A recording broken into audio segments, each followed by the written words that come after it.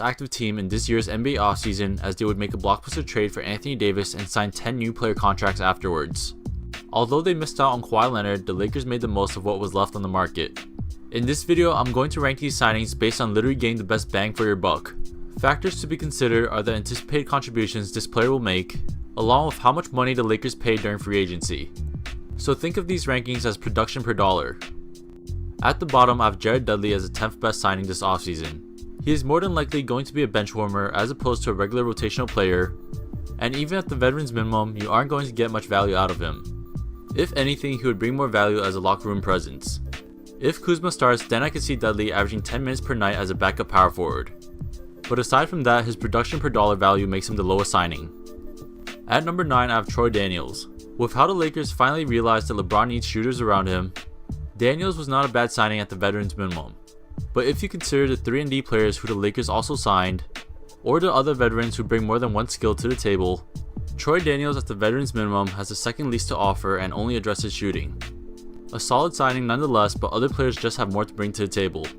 At number 8, we have Kentavious Caldwell-Pope. Laker fans have had a long toxic relationship with KCP, and yet they signed him for another 2 years. At $8 million, that is considered a cheap deal relative to his first 2 seasons. KCP is an erratic shooter but consistent defender. He will definitely be getting some serious playing time again, but this time it will be off the bench behind Danny Green. Although KCP might be better than some players listed ahead of him, his $8 million contract doesn't make him much of a bargain. But at number 7, we have the first bargain in Quinn Cook.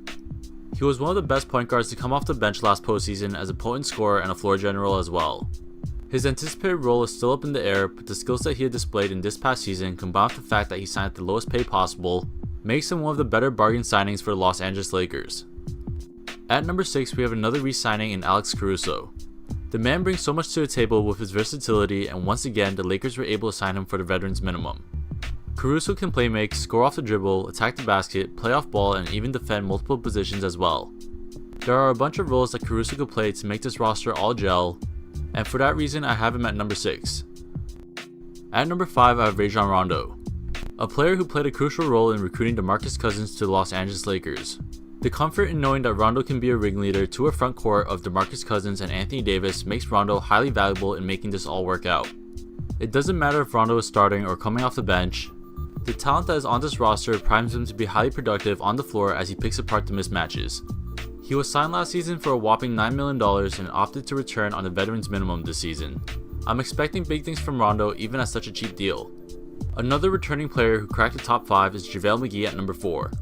McGee had one of the best seasons of his career with the Lakers and garnered a lot of attention entering free agency. For him to return to the Los Angeles Lakers on a 2-year, $8 million deal is already great enough, but when you consider the fact that he'll likely be starting at center for the time being alongside Anthony Davis, the Lakers got a major steal in this one.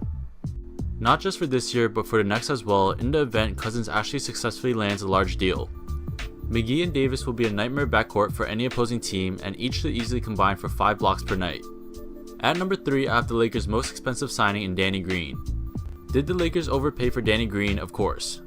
At $15 million, that is close to the territory of signing a potential all-star. But the fact that Green is the prototypical player to play alongside LeBron James, and the fact that he came off a career-high shooting year, I anticipate Green to have a highly efficient year for the Lakers and to be the primary defender guarding the best wing on the opposing team. At $15 million, he isn't going to give you the production you would see on the stat sheet, but he would make LeBron and Anthony Davis' life so much easier with the intangible things he has to offer. At number 2, I have DeMarcus Cousins, who might catch some people off guard. We all know of his backstory as a former superstar and how he signed for only the veterans minimum this offseason. But we also have to acknowledge the uncertainty that comes with Cousins as well.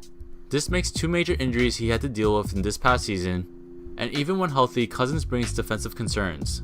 Obviously, I'm rooting for him to make a full recovery and eventually be the Lakers starting center moving forward, but we can't lie to ourselves and say that Cousins is not a bit of a forced fit. Best case scenario, Cousins is just so overwhelming on the offensive end that it softens his inefficiencies on defense. If that is the case, having one of the best scoring centers for the veterans minimum should be number 1 on this list. But once again, it's the uncertainty that Cousins will be able to play 82 games injury free that has him at number 2. So that means finally at number 1 we have Avery Bradley, who was the Lakers' most recent signing at 2 years, $10 million. In my opinion, Bradley was the most underrated signing for the Los Angeles Lakers this offseason. He is equally as good as a complementary player to LeBron James as Danny Green is, He is a 3-and-D combo guard who could generate his own offense, play make if needed, and is only 28 years old. We just saw his former teammate Patrick Beverley sign for a 3-year $40 million contract. And the case could be made that Avery Bradley is even better. At 28 years old, Bradley still has so much left in the tank and should be heavily considered to start. I really like Bradley's ceiling with this roster as a 15 point per night scorer pairing up with Danny Green as a great defensive backcourt. At the price he signed, the Lakers got the most bang for their buck without any questions attached.